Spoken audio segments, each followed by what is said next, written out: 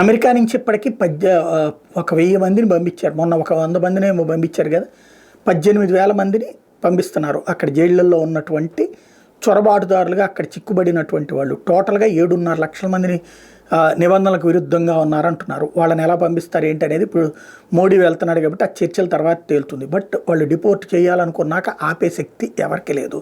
Plus ఒకసారి వాళ్ళ రికార్డులో తేడా పడ్డాక వాళ్ళని ఎప్పుడు వేటాడేటటువంటి సిస్టమే ఉంటుంది. ఇప్పుడు అదే బాటలో బ్రిటన్ ప్రయాణిస్తుంది. ఒకప్పుడు అమెరికాలో వీసాలు తక్కువైనటువంటి సందర్భంలో మన వాళ్ళందరూ ఎగబడిపోయింది బ్రిటన్కి.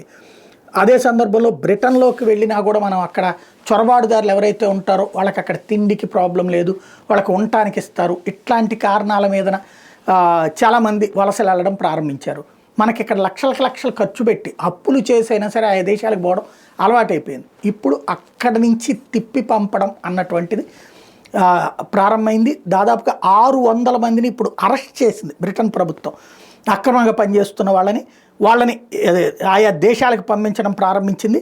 క్రమంగా అక్కడ ఉన్నటువంటి ప్రజలలో వచ్చిన తిరుగుబాటుకే స్పందన అనుకోవాలా, లేదా ట్రంప్ను చూసి మారాడనుకోవాలా, మొత్తం మీద కథ కొత్త మలుపులు తిరుగుతోంది.